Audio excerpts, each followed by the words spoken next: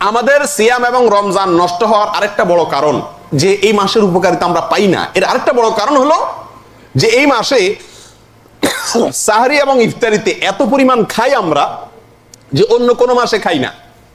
ঠিক না বেঠিক?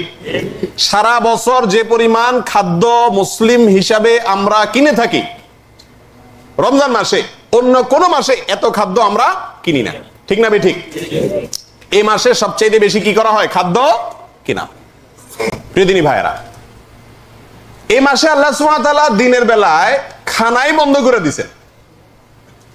হ্যাঁ, তাহলে হিসাবে তো আমার অন্য মাসে যদি 5,000 টাকার বাজার লাগে, এই মাসে 3,000 টাকা হয়ে যাওয়ার কথা, কিন্তু হয় উল্টা। অন্য মাসে যদি 5,000 টাকার বাজার লাগে, এই মাসে বাজার লাগে কত টাকার? 10,000 টাকা। আমাদের দেশে বিশেষ করে রমজান আসলে যেই সরকার যখন ক্ষমতা থাকে, তাদের যারা বানায় থাকে, এই বেচারাদের কাপড় চোপড় গরম হয়ে যায়, অবস্থা খারাপ হয়ে যায়। কেন? কারণ রমজান আসলে পাবলিক এমন ভাবে চিনি টানা ধরে, ছোলা টানা ধরে, বেসন বেগুন আর কাঁচামরিচ টানা ধরে যে বাজারে কাঁচামরিচের কেজি প্রত্যেক বছর 300-400 টাকা হয়ে যায়। চিনি মার্কেট আউট, ছোলা নাই, এই অবস্থা প্রত্যেক বছর হয় না? বেচারা অস্থির হয়ে যায় বাজার কন্ট্রোল করতে গিয়ে, পারে না। তার মানে কি বলেন, বাংলাদেশে কি ওই রমজান উপলক্ষে বার্মা থেকে 2-4-10 লাখ লোক ঢুকে যায় নাকি?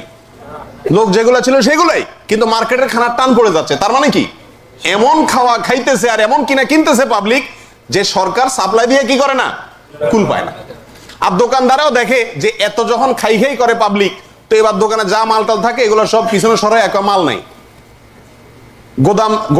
গুদামজাত করে ওইটাকে ডবল দামে পরবর্তীতে বা বেশি দামে বিক্রি করে। প্রিয় দিনী ভাইরা, এ হলো আমাদের রমজান নষ্ট হওয়ার একটা বড় কারণ। যে রমজান আসছে আমাকে সংযত করতে, সবরের প্রশিক্ষণ দিতে, দিনের বেলা পানাহার বর্জন করতে, সে রমজানে আমরা সবচেয়ে বেশি খাই। এমন খাওয়া ইফতারিতে খাই, রাতের ইবাদত শেষ, এমন খাওয়া সাহারিতে খাই যে আর সকাল থেকে ফজরের পরে আর কিসের ইবাদত, মসজিদে বসাই জটিল হয়ে যায়, এমন খানা খাই।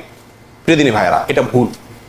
আমাদের দেশে একটা কথা প্রচলিত আছে, আপনারা অনেকেই জানেন, রমজান মাসে খানার কোনো হিসাব নেই।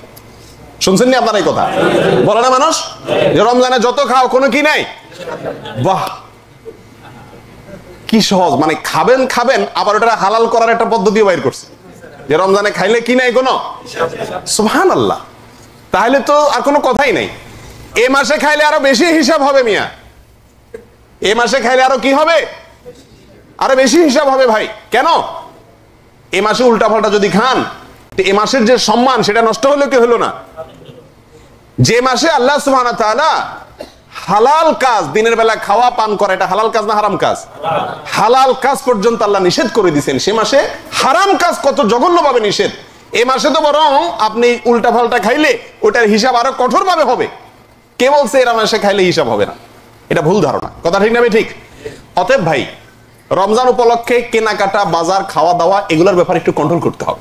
আমাদের দেশকে দোষ দিয়া লাভ নাই। এ দেশেও মার্কেটগুলোতে এই রমজান উপলক্ষে আপনি এখন যান, কোনো মার্কেটে পাও রাখার জায়গা পাবেন না।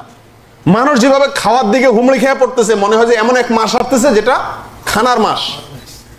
কথা ঠিক না ঠিক? হাসার জন্য বলছি না ভাই। আপনারাও দেশে রমজানের আগ থেকে সবাই ফোন টোন করে, হ্যাঁ ম্যাডামরে বলে দেন যে সয়াবিন তেল কিনে রাখিও, ছোলা বুট কিনে রাখিও, চিনি বাড়াই কিনে রাখিও, কাঁচামরিচ ফ্রিজে রাখিও, দাম বাড়ে যায়, বেগুনি ছাড়া তো চলবেই না, বেগুনি বাজারে পাওয়া যায় না, রমজান মাসে কিনে রাখিও। এই হলো আমাদের রমজানের প্রস্তুতি। ঠিক না ঠিক? আল্লাহ তাআলা আমাদের হেদায়েত দান করেন।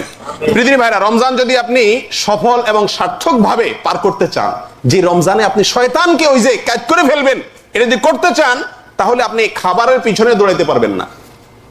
কথা বুঝে আসছে? আল্লাহ তাআলা আমাদেরকে তৌফিক দান করেন।